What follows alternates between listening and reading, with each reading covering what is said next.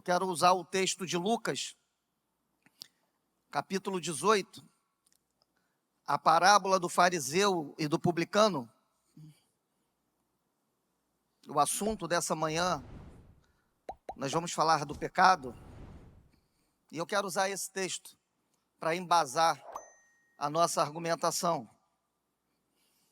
Diz assim: disse também esta parábola a uns que confiavam em si mesmo, crendo que eram justos e desprezavam os outros. É Jesus que está dizendo. Ele contou esta parábola para um grupo de pessoas que tinham uma autoconfiança, eles confiavam muito em si mesmo. Não obstante a confiança, eles ainda desprezavam as outras pessoas. E ele narra a parábola dizendo: 2 homens subiram ao templo para orar, um fariseu e o outro um publicano. O fariseu, estando em pé, orava consigo desta maneira: ó Deus, graças eu te dou, porque não sou como os demais homens,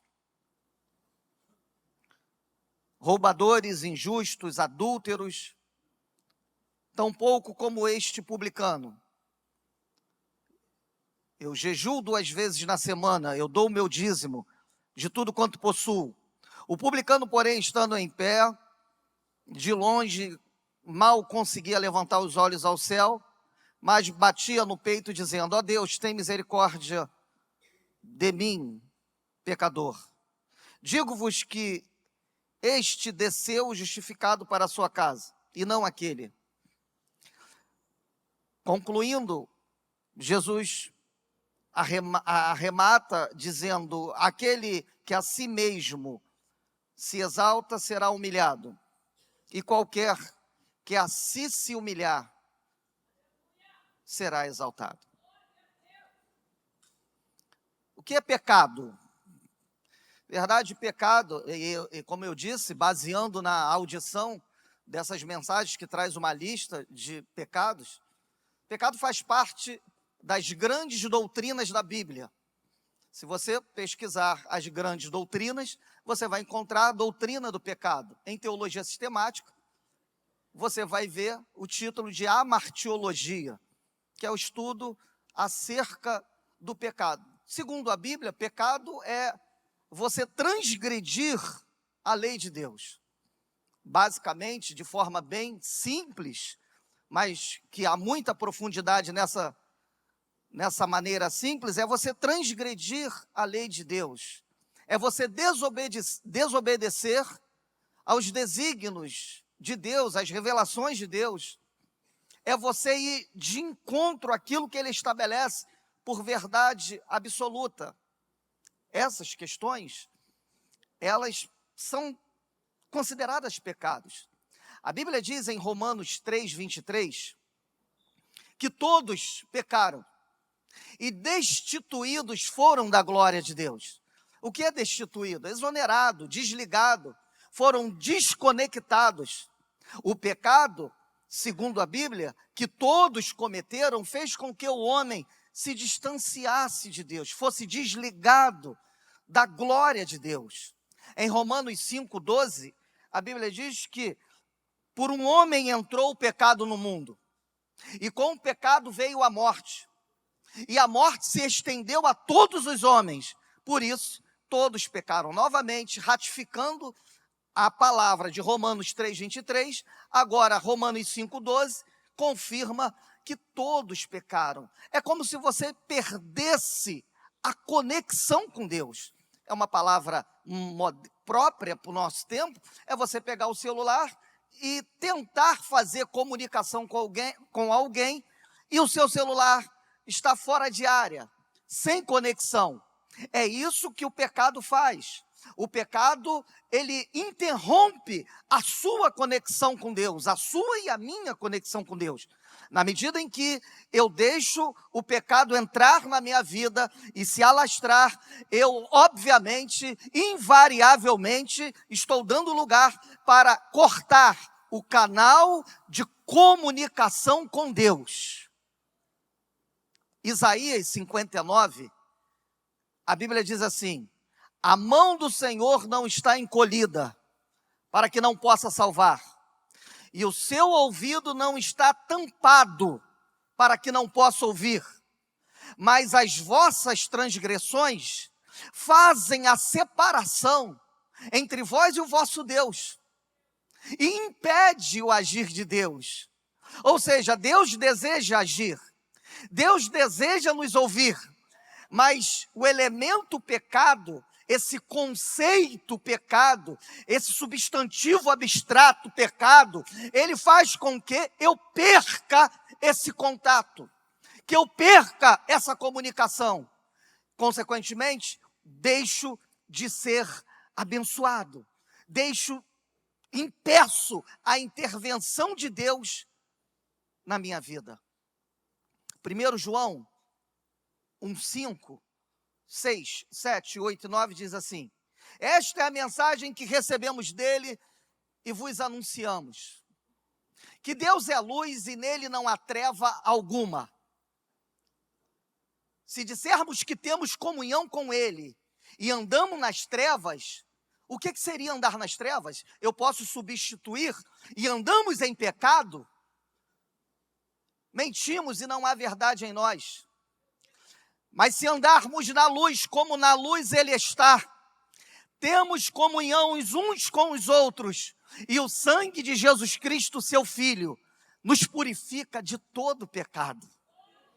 Se dissermos que não temos pecado, somos mentirosos e não há verdade em nós. Mas se confessarmos os nossos pecados, Ele é fiel e justo para nos purificar e nos perdoar de toda ofensa e de todo pecado. Eu quero te dizer nesta manhã que se você errou, se você cometeu um delito, esta manhã é manhã de renovo, esta manhã é manhã de perdão. Deus tem perdão para a sua vida esta manhã.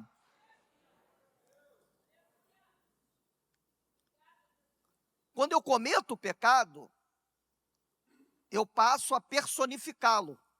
Então eu já sou conhecido como o pecador.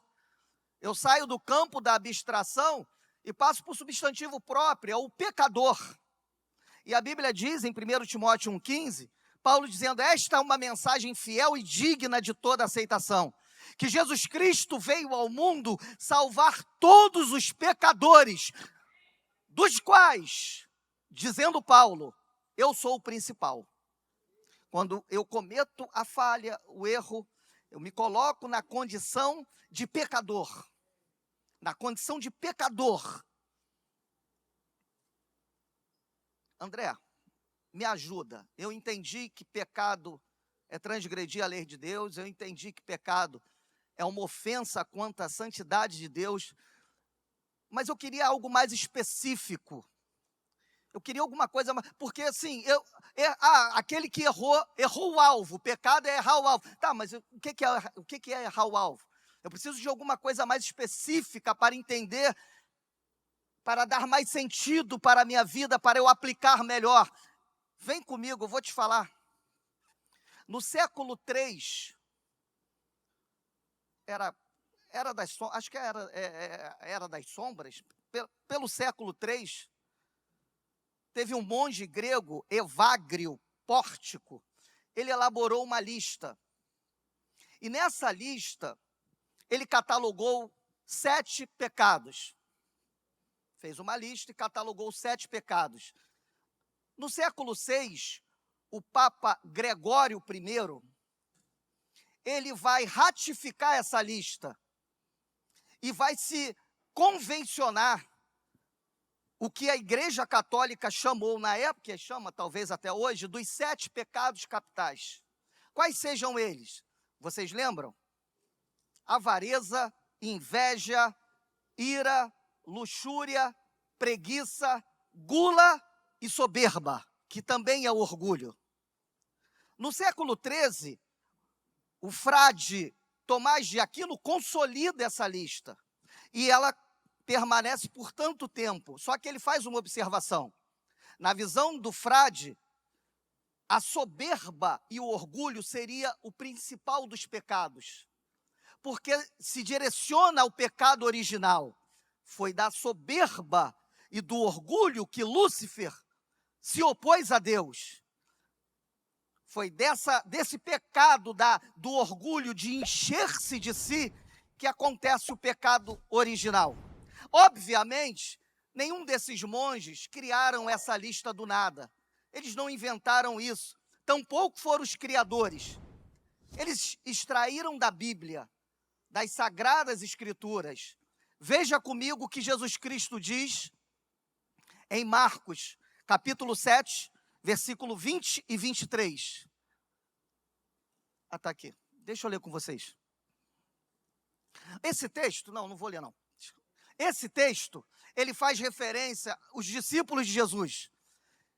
E os fariseus começam a contestá-lo. Os seus discípulos comem e não lavam as mãos. E Jesus começa a observar a hipocrisia deles. E diz assim, olha, vocês se preocupam com coisas pequenas.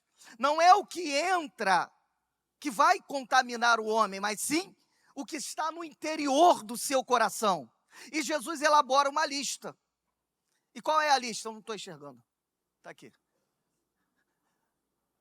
E dizia, o que sai do homem, isto é, o que contamina o homem, porque do interior do coração dos homens saem os maus pensamentos, os adultérios, as prostituições, os homicídios, o furto, a avareza, as maldades, o engano, a dissolução, a inveja, a blasfêmia, a soberba, a loucura. Todos esses males, todos esses pecados procedem de dentro e contaminam o homem. Posto isso, vai se replicar por todo o Novo Testamento. Você vai encontrar em Gálatas, em Coríntios, nas obras da carne, vai encontrar em Timóteo, vai encontrar em Pedro, em João e no Apocalipse. Essa lista ela vai se reproduzir por todo o Novo Testamento. Como não temos tempo para falar de cada item, vamos falar da soberba, do orgulho espiritual. E o título da mensagem dessa manhã é soberba, orgulho espiritual, o pecado que te deixa bem longe de Deus. Aquilo que te afasta de Deus, aquilo que te desconecta de Deus. Precisamos pensar nisso, precisamos entender isso, o que seria soberba. A soberba, a sua definição seria uma arrogância, altivez, o orgulhoso. Na verdade, a soberba tem o mesmo quase sinonímico com orgulho, aquele que se enche de si mesmo, aquele que se autovaloriza, aquele que se acha autossuficiente. E veja, não há parábola melhor, não há texto melhor para se tratar da soberba do que Lucas capítulo 18. Não há. Porque Jesus está contando uma parábola e ele menciona que 2 pessoas vão ao templo orar. Veja, quantas parábolas Jesus contou? Uns dizem 40, outros dizem 42.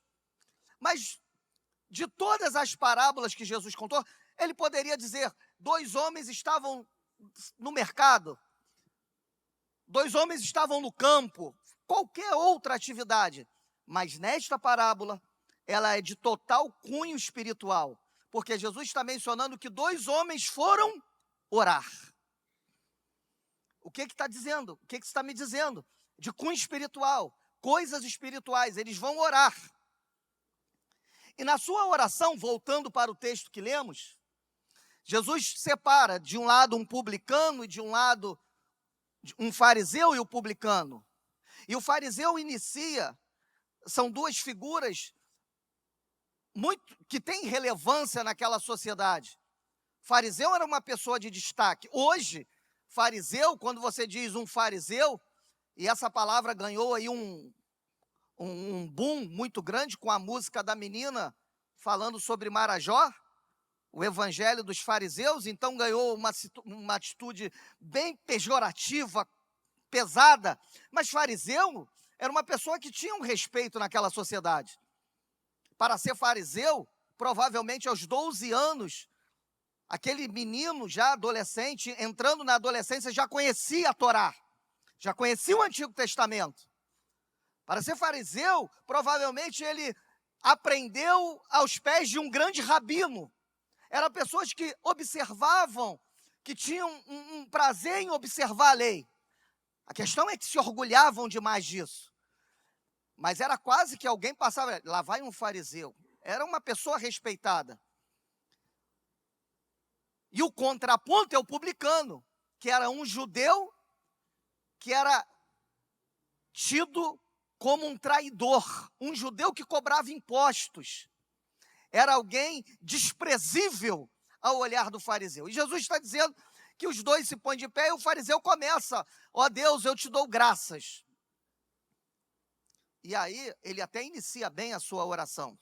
Graças te dou, meu Deus. Mas a sequência, ele começa a fazer a narrativa, que eu não sou como os demais homens, e os irmãos já sabem o que acontece. E o publicano, aquele ser desprezível, ele não consegue inclinar a sua cabeça para o céu. E ele diz: tem misericórdia de mim, ó pecador. A pergunta que eu faço nessa manhã é: com quem a gente se parece? Quem é que a gente espelha mais aqui? Eu acho, isso é achismo, tá? Posso confirmar nada, mas eu acho que a sua resposta deve ser semelhante à minha.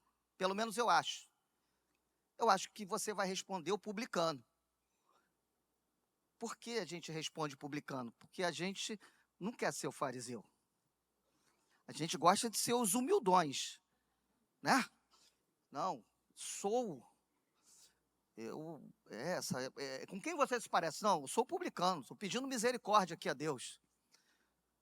E aqui eu tenho o primeiro de 4 pontos que eu quero considerar com você aqui nessa manhã, baseado nessa reflexão. Primeiro ponto. Põe aí para mim, por favor, meu irmão. Primeiro, cuidado. Porque a gente pode cometer o mesmo erro por caminhos diferentes. Quando eu me coloco como publicano, e se eu não perceber, eu posso cometer o mesmo erro do fariseu. O fariseu diz o quê? Eu não sou como esses adúlteros, eu não sou como esses pecadores, eu não sou como esse publicano. Mas se eu me coloco do outro lado e não tiver o cuidado, eu posso cometer o mesmo erro. Por quê? Senhor, muito obrigado, porque eu não sou como este fariseu.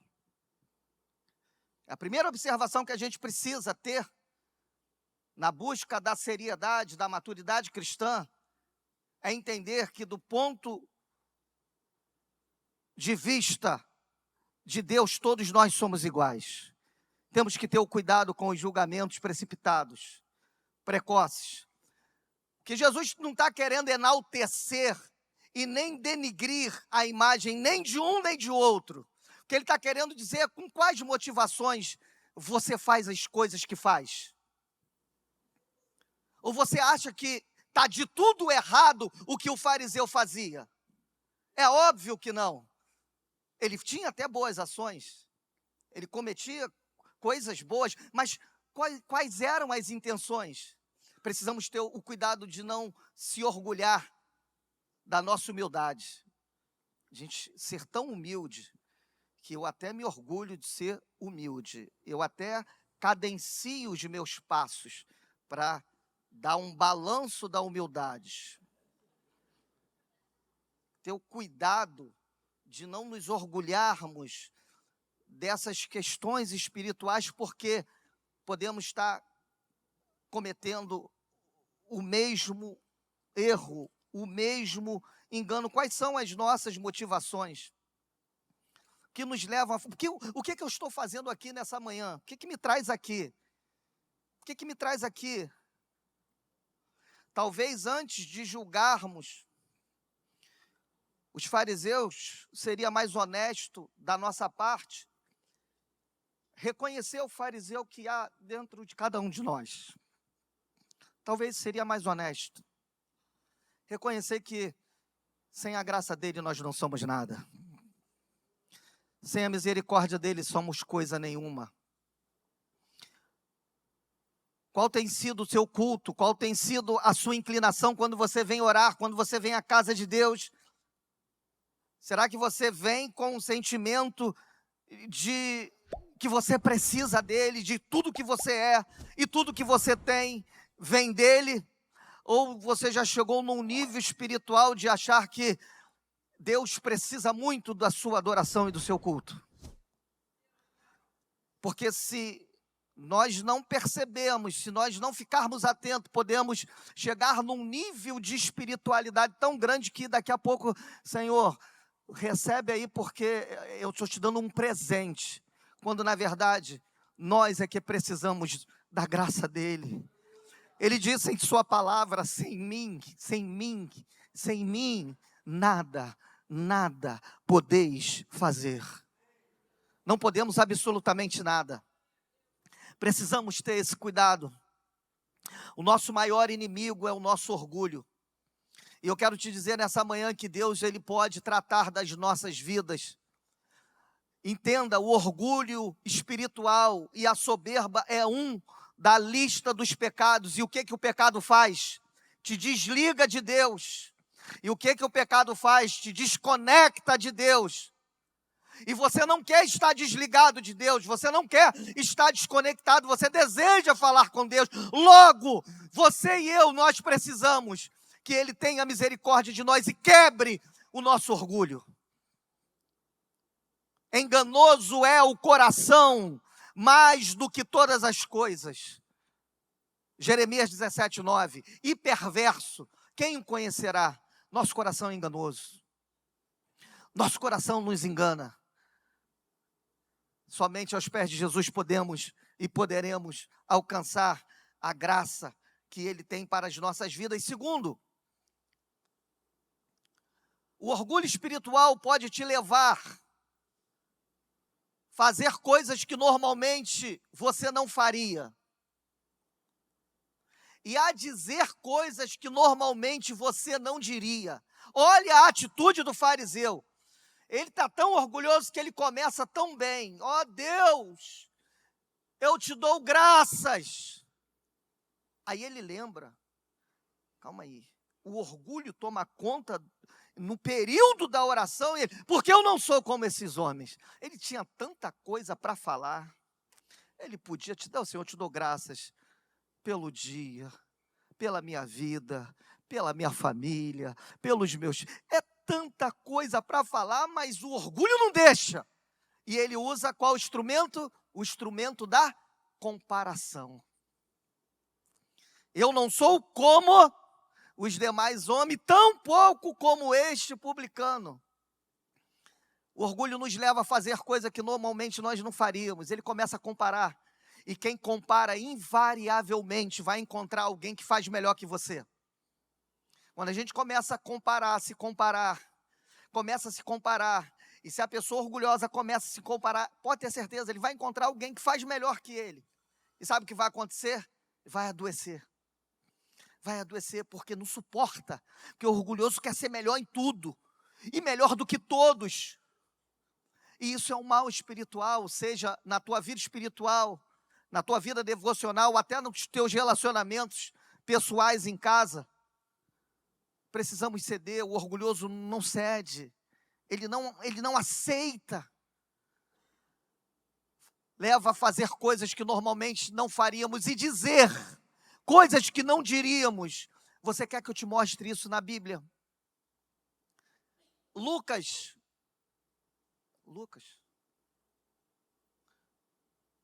9:54. Lucas 9:54. Leia com atenção isso aqui. Preste atenção, olha que coisa top. Os discípulos, Tiago e João, eu estou falando do primeiro time. O primeiro time tinha quantos? 12. Primeiro time. Depois tinha um segundo, terceira prateleira, quarta. Primeiro time. Os discípulos Tiago e João vendo isso. Isso o quê? Jesus está passando, tentou entrar na aldeia de Samaria. E os samaritanos o rejeitaram. Não, aqui o senhor não entra. Persona não grata. E os discípulos olhando disseram: Senhor, se o senhor quiser, a gente resolve isso. E resolve agora. A gente ora para descer fogo dos céus e consuma como Elias. E os consuma como Elias também fez. Vamos reproduzir Elias, o Elias do Novo Testamento. O texto vai dizer que Jesus os repreende. E ele está em colchete, significa que foi um acréscimo. Qual é a repreensão de Jesus? Você não sabe exatamente. No texto bíblico vai dizer, de que espírito sois? Mas tem uma repreensão aqui que eu quero compartilhar com você, que é bem razoável. É bem possível que tenha acontecido isso. Sabe por quê? Em Lucas capítulo 9, Jesus está orando no monte. E os seus discípulos descem, pastor, a ouvir. E vem um pai com uma criança endemoniada, que você conhece na Bíblia como o filho lunático. E eles vão ao discípulo, Luiz, e expulsa, cura o meu filho. E os discípulos não têm condições espirituais de expulsar aquele demônio. Logo após esse episódio, eles entram em discussão. E qual é a discussão? Você que é uma pessoa racional, inteligente, habilidosa, deve pensar assim, eles devem ter discutido. Por que a gente não conseguiu expulsar o demônio? Qual foi o problema? Que raça de demônio ruim era esse que não sai? Não, isso passou. A discussão, sabe qual era? Sabe qual era? Quem é maior no reino de Deus? Quem é maior aqui? Eles ignoraram o fato de eles não terem conseguido expulsar o demônio. Mas a discussão em seguida é, quem é maior? Quem é maior? Você, Tiago, João, André? Não, André não pode. Quem é maior? Quem é maior? Não sei o quê. E aí, logo na sequência, os dois ali saem na frente. Senhor, o senhor quer? A gente resolve isso agora. É como se Jesus olhasse assim, calma aí, deixa eu entender. Deixa eu entender. Vocês não conseguiram expulsar um demônio. Vocês não conseguiram ajudar um pai de família, angustiado, precisando de ajuda, mas vocês estão na potência para mandar descer fogo do céu agora. 10. Vocês estão no primeiro ano do discipulado, faltam 3. Vocês precisam ainda aprender. E eles aprenderam, irmão, porque quando você lê a carta de João, a carta de Tiago, você vê outro comportamento, outra reação, pessoas que aprenderam, e é isso que precisamos aprender dele, aprender em Cristo, porque ele é manso e humilde de coração. Aleluia, aleluia, aplauda o Senhor, glória a Deus. O orgulho faz muitas vezes a gente fazer coisas que não faria e dizer coisas que não diria. Quantas vezes eu já errei? Quantas vezes e eu paro assim, Senhor, eu não posso morrer errando, me ajuda, eu preciso disso, tem que parar. E devagarzinho a gente vai acertando, ele vai tirando aqui, aí eu olho assim, e dei mole aqui, errei aqui, Senhor, só a tua graça, só o teu perdão. Aquilo que eu quero fazer, muitas vezes eu não consigo fazer. Aquilo que eu não quero, eu faço. Quando eu vi, já fiz, já falei. Mas não deixa, porque essa não é a minha intenção, meu Deus. A minha intenção é te adorar. A minha intenção é te servir. A minha intenção é ser reprodução de Cristo na terra e que as pessoas possam encontrar na minha e na sua vida um refrigério, uma palavra, uma ação de intervenção para ajudar aquele que precisa. Aleluia. 3. As disciplinas espirituais desprovidas de orgulho podem ser uma poderosa arma de Deus para a destruição das fortalezas. Segundo Coríntios 10, 4, 5, porque as armas das nossas milícias não são carnais, mas sim poderosas em Deus para a destruição das fortalezas. E que disciplinas espirituais são essas? Gente, o fariseu ora, o fariseu jejua, o fariseu é dizimista, só coisa boa. Lembra da música do Chico César? Senhor, livra-me da bondade de gente ruim. É isso aí, ó, a música do Chico. Só coisa boa de um coração ruim. As coisas são boas. Meditação na palavra. Um fariseu meditava, ficava atento. Preciso corrigir, preciso fazer tudo certo. Jejum, uma arma poderosíssima para você estreitar a sua comunicação com Deus. A oração, a chave da vitória e a fidelidade com Deus. Ele exercita essas coisas e são coisas que a gente não pode abrir mão. Põe ali no ponto de novo, meu irmão, por favor, recua aí para mim. São disciplinas espirituais que, desprovida de orgulho, elas são poderosas. E quando a gente se apropria dessas disciplinas, você começa a sentir um fogo do Espírito na tua vida. Você começa a sentir o seu coração arder. Talvez alguns aqui lembram. Os irmãos sabem que eu gosto de fazer a citação do passado, né? Os irmãos sabem disso. Década de 80. Pastor Anselmo sabe. Alvi também. Não sei mais aqui os outros. E o Semar também. Rádio Difusora Duque de Caxias. Agora eu fui lá no fundo, Anselmo. O Luiz Gil também, porque o Luiz sabe. Rádio Difusora Duque de Caxias, 9 horas da manhã.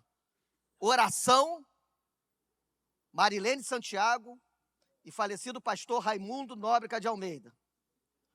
A Cláudia riu, porque sabe. Irmãos, 9 da manhã, ligava lá a AM, Rádio Difusora.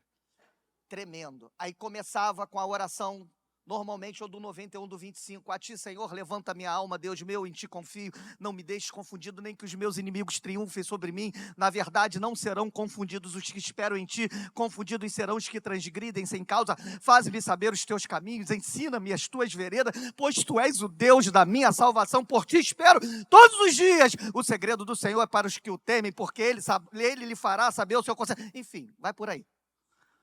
Aí depois vinha um louvor, e esse louvor era tremendo.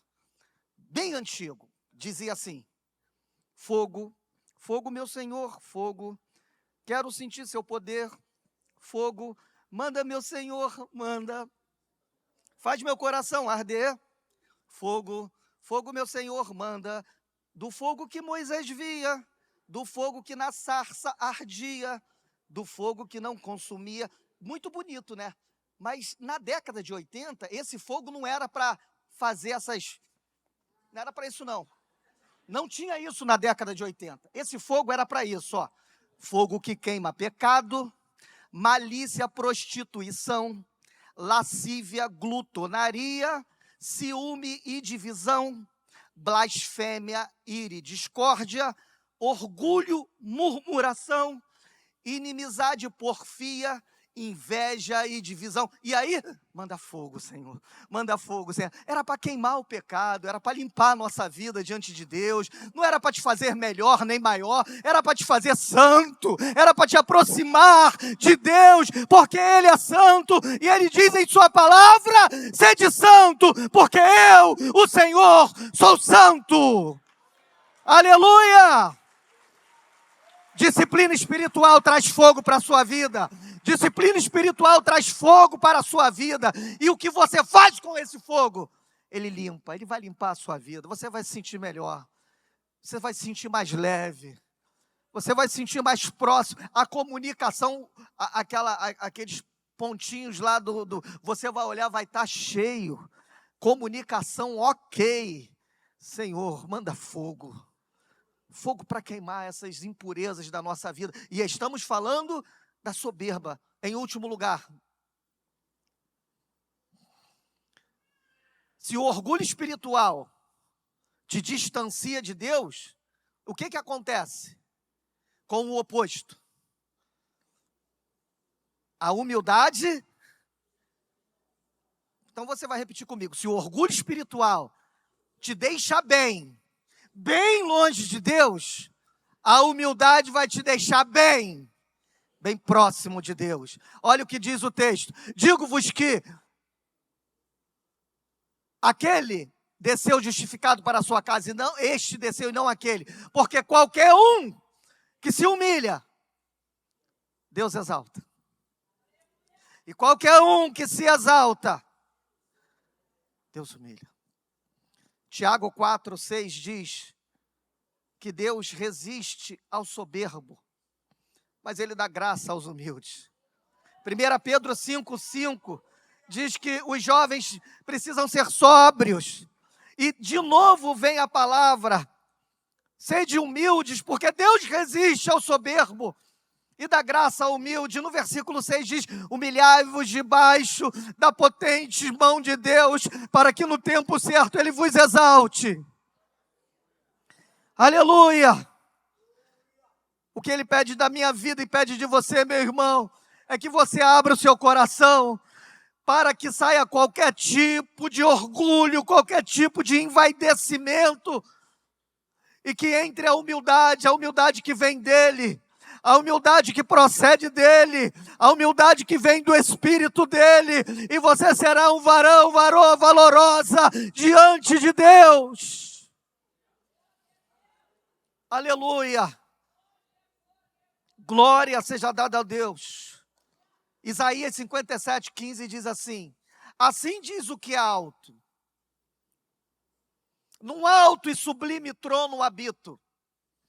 Assim diz o que é santo, o que é perfeito, num alto e sublime trono habito, mas habito também com um contrito de espírito, com o abatido, para vivificar a alma do abatido e para restaurar o contrito. Deus deseja renovar-te nesta manhã aqui. Busca a Deus com inteireza de coração, porque Ele habita com a humildade. Ministério de louvor, por favor. Eu quero concluir dizendo o seguinte. Jesus Cristo falou assim, vinde todo mundo, todos os que estão cansados e oprimidos,